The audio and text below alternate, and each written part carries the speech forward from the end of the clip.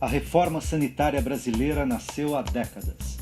Nasceu na luta contra a ditadura com o tema Saúde e Democracia e estruturou-se nas universidades, no movimento sindical, em experiências regionais de organização de serviços. Esse movimento social consolidou-se na 8ª Conferência Nacional de Saúde, em 1986, na qual, pela primeira vez, mais de 5.000 representantes de todos os segmentos da sociedade civil discutiram um novo modelo de saúde para o Brasil. O resultado foi garantir na Constituição, por meio de emenda popular, que a saúde é um direito do cidadão e um dever do Estado. Com essas palavras, o grande sanitarista Sérgio Arouca falou da reforma sanitária brasileira, reafirmando que esta é uma luta contínua, luta que naturalmente segue muito necessária hoje. Esse é o assunto do debate que começa agora no programa Espaços. Saúde não é simplesmente ausência de doença, é muito mais que isso. É bem-estar físico, mental, social, político.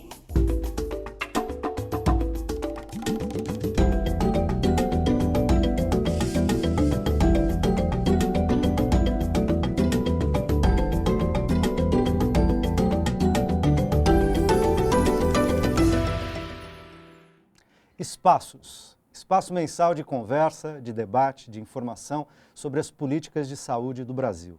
Estamos ao vivo pelo portal tvt.org.br e pela Rádio Brasil Atual FM 98.9 na Grande São Paulo, 93.3 na Baixada Santista. Participe também pelo telefone 0 operadora 11 49 307356. Hoje, para debater a reforma sanitária no Brasil, a retomada da reforma sanitária no Brasil, temos o prazer de convidar Nelson Rodrigues dos Santos, presidente do Instituto de Direito Sanitário Aplicado. Luiz Eugênio de Souza, presidente da Associação Brasileira de Saúde Coletiva. Antônio José Barbosa, representante da Federação das Entidades Comunitárias do Estado do Piauí. E Marília Luvison, presidente da Associação Paulista de Saúde Pública. Bem-vindos. A reforma sanitária brasileira atravessou períodos de intensas mudanças estruturais no Brasil. Mais do que uma reforma setorial, sempre defendeu o aperfeiçoamento democrático e a consolidação da cidadania no país. Hoje, começa um reaquecimento do movimento da reforma sanitária, sintetizado por uma pauta de 8 pontos, pauta que traz questões centrais ao debate sobre o presente e o futuro do SUS. Vamos começar por aí. O que é preciso discutir? Quais são os desafios de hoje? Vou começar pelas damas. Marília, bem-vinda. O que é preciso discutir sobre o SUS hoje? Quais são os grandes desafios do presente?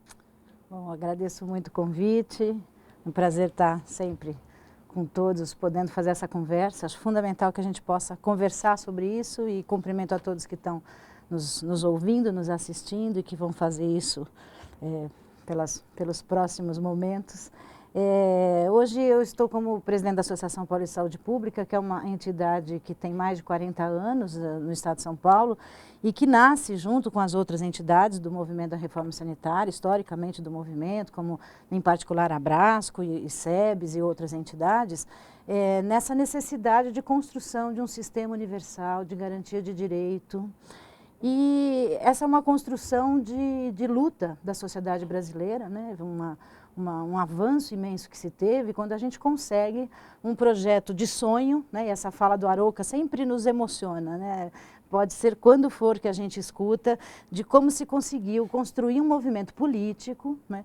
Que de alguma forma então consegue colocar na nossa Constituição um sistema universal de direito à saúde como o nosso sistema brasileiro.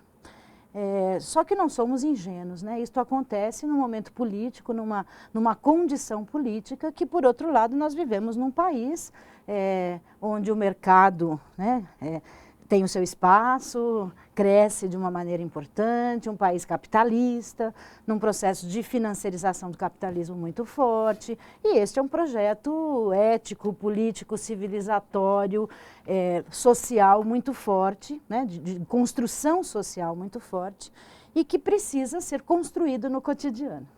E eu acho que o que a gente tem que discutir hoje é como é que de fato e de verdade nós estamos conseguindo construir um sistema público brasileiro que seja uma resposta para as necessidades da nossa população. Né? E lembrando que o SUS tem 25 anos, né, aproximadamente, de 88 em diante, e portanto é uma construção relativamente recente, num país continental, com base populacional hoje de 200 milhões de habitantes, portanto o maior sistema universal de saúde do mundo, do planeta, não existe outro no mundo desse tamanho. Com conquistas inegáveis, né, da expansão da oferta de serviços, seja na atenção básica, com a estratégia de saúde da família, seja na área de urgências e emergências, está aí o SAMU 92, as UPAs, etc. Na área de saúde mental, uma política que visa desinstitucionalizar os pacientes, garantir a sua inserção na comunidade, na área da saúde bucal, o Programa Brasil Sorridente, enfim. Na são imunização, muitos avanços, na cobertura vacinal, da proteção de vacinas, o controle da AIDS, há enormes avanços. Agora, há também desafios muito grandes. E esses desafios são frutos, a meu ver, dos sucessos do SUS. Não apenas das dificuldades da situação política, que Marília salientou muito bem, mas dos sucessos, ou seja, a expansão da atenção básica leva à necessidade de serviços especializados que precisam ser expandidos também. E esse é o nosso grande desafio hoje, é garantir a continuidade dessa expansão do serviço. Mas quando nós trazemos, e aí as diversas entidades, algumas das quais estão aqui representadas, essa ideia da reforma sanitária, da retomada desse movimento, é para chamar a atenção que a reforma sanitária não é apenas o SUS, não são apenas os serviços de saúde. O grande desafio é inserir a saúde no modelo de desenvolvimento nacional que, de fato, promova a melhoria das condições de vida das pessoas. A gente sabe que a saúde está na Constituição, a saúde é consequência das nossas condições de vida. Então, o Brasil tem crescido nos últimos 10 ou 12 anos de uma forma importante. E esse crescimento veio acompanhado, inclusive, de uma certa redistribuição da riqueza e da renda, mas é preciso muito mais. E é esse modelo de desenvolvimento que a gente precisa realmente inserir as políticas universais, como da saúde, da educação, para fazer com que os frutos do crescimento econômico sejam compartilhados e divididos por Aliás, todos. eu queria aproveitar o teu gancho, colocar o Nelson na conversa. Se eu não estou enganado, a primeira pauta do documento manifesto de várias entidades na retomada do movimento da reforma faz alusão exatamente a isso, né? Um projeto de nação no qual a saúde seja considerada um direito social fundamental. Aí, como é isso, eu acho Nelson? que é fundamental nós olharmos para um passado não tão recente, que foi a saída da ditadura pela grande participação da população brasileira. Talvez a maior participação democrática e mobilização democrática da história da sociedade brasileira, quando essa população, no final dos anos 70 e a primeira parte dos anos 80, num grande movimento de população e de sociedade consciente de que queria o final da ditadura, ao sair da ditadura, se propôs a planejar, a discutir qual seria o futuro de um regime democrático. E esta população, consciente da construção desse futuro, apontou para uma Assembleia Nacional Constituinte, cuja Constituição recebeu o nome Constituição Cidadã. E o SUS, então, ele, neste momento, ele integrava estas falas iniciais aqui.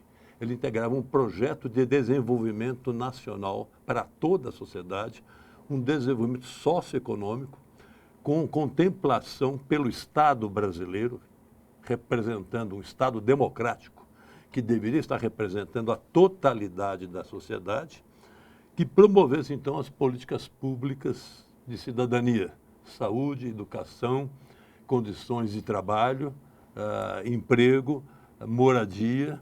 Reforma agrária. Agora, mais recentemente, na grande urbanização, transportes coletivos nos grandes centros, reforma agrária. Então, o SUS nasceu não com a vontade de inserir numa justiça social, no desenvolvimento social. Ele já nasceu inserido por vontade da sociedade.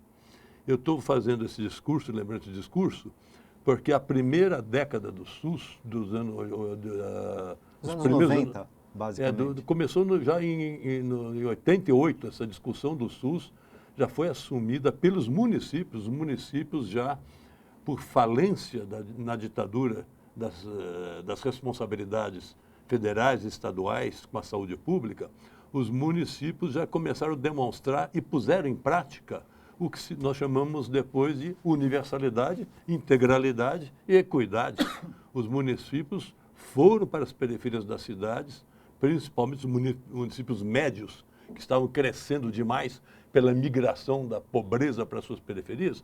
Os municípios, já sabendo que existia alguma coisa que chamava atenção primária à saúde, que era a base dos bons sistemas nos países que tinham sistemas públicos universalistas, os municípios começaram a pôr em prática isso.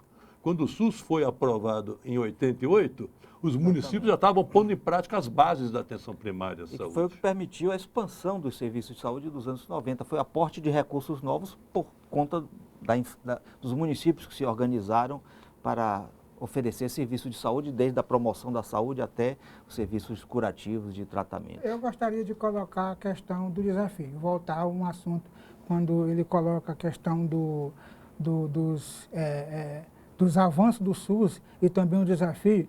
Eu acho que na questão do desafio, essa que é a nossa luta. A nossa luta para que possa o SUS continuar como serviço público, como um programa público para servir todo brasileiro. Então, a questão do desafio também em relação a servir a sociedade de uma forma geral, o crescimento da saúde com recursos é importante também, é um desafio nosso que nós temos que lutar por isso. Também a questão dos hospitais públicos. Nós vemos que o país não tem hospital público suficientemente para atender a demanda do povo brasileiro, entendeu? E aí daí é que vem a questão da iniciativa privada com seus hospitais privados entrando no SUS e aí leva um grande parte do dinheiro. Também é um grande desafio nosso e que nós temos que seguir esse trabalho nesse sentido, porque é o objetivo nosso de ser um SUS simplesmente e integralmente público. E só pode ser assim se nós tivermos hospitais públicos para atender o povo. Uma outra questão também do desafio é a questão do funcionalismo, a pessoa que trabalha, entendeu? A pessoa que trabalha no SUS, o conhecimento. Eu, como conselheiro de saúde, eu vejo que tem muitas pessoas que são profissionais de saúde, entendeu? Ele é um bom profissional, mas não entende o SUS, não conhece o SUS. Se você for procurar alguma coisa a um profissional de saúde, certos profissionais de saúde que não entende, ele não sabe lhe explicar nada, entendeu? E aí também não se vê também o interesse de saber. Por exemplo, temos um hospital em Teresina que fez um trabalho em relação à humanização do SUS. E nós temos um representante do Ministério da Saúde lá, e que foi para lá para tirar uma semana para levar a questão da humanização. No início, começou com um número pequeno de trabalhadores, servidores do SUS, e no final ficou quase ninguém. Não vê esse interesse, eu acho que o gestor, os conselhos, têm que fazer com que as pessoas se interessem no conhecimento do SUS. Para nós, esse é um grande desafio. Aliás, você está tocando uma questão, Antônio, na condição de usuário, de ativista do SUS, de população que está militando dentro do SUS. A Marília passou por isso muito rapidamente, a gente tem alguns poucos minutos e eu queria retomar isso, quer dizer, a retomada de um movimento da reforma sanitária, no sentido de reaquecer um debate em função dos desafios, vocês pontuaram a questão de que houve muitos avanços. E me parece que os princípios fundamentais do SUS continuam valendo. Quer dizer, esse foi um dos avanços fundamentais, constitui essa ideia da integralidade, da equidade, da universalidade, da regionalização, que é uma coisa que vamos continuar discutindo um pouco no programa, uma das pautas do documento base, né, da retomada do movimento da reforma. Mas eu queria que você usasse aqui um minutinho final desse bloco para falar um pouco dessa ideia, desses princípios, como esses princípios se articulam com os desafios que a gente tem que vencer, em sentido amplo. Então, acho que o principal desafio hoje para a construção de um projeto nacional, né, que pese toda a ampliação do acesso, é a gente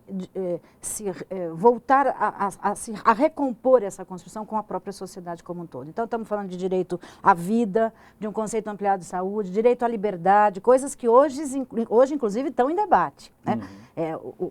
O direito à vida ao cidadão, e estamos no momento eleitoral, inclusive, que a gente compreende que o que a gente espera, né, do governo na construção de um projeto de nação como este é o compromisso. E aí, este compromisso precisa ser enxergado à luz dos princípios do SUS. Então, quando olhamos para a equidade num país tão desigual, né, como é que nós estamos garantindo a vida, como é que nós temos políticas de proteção social que, de alguma forma, contemple este conceito ampliado de saúde para que as pessoas possam ter saúde e viver em relação segundo suas necessidades. Segundo suas necessidades, de acordo com o seu território, né, então, com a sua construção de vida e potência de vida para isso. Quando eu olho para a universalidade, nos preocupa muito como é que nós vamos construir um sistema universal de saúde se ao longo do tempo nós tivemos infinitas dificuldades nos vários governos de ter um financiamento adequado. Nós somos o único país que tem um sistema universal, que é o maior do mundo, e que tem um financiamento tão baixo, tanto o financiamento per capita, quanto a relação do gasto público e privado. Nós temos um gasto público e privado de mais de 50% hoje de gasto privado, que é semelhante aos Estados Unidos, que é um país de sistema liberal privatista. Então, que verdade de fato nós estamos conseguindo construir nessa universalidade? Que acesso universal nós estamos construindo que garanta de fato a integralidade, que é o outro princípio. Vamos retomar isso no segundo bloco. A gente volta no segundo bloco, voltando para a questão do financiamento e dos outros princípios que tocam a questão do SUS. A gente continua com o debate no próximo bloco. Até já.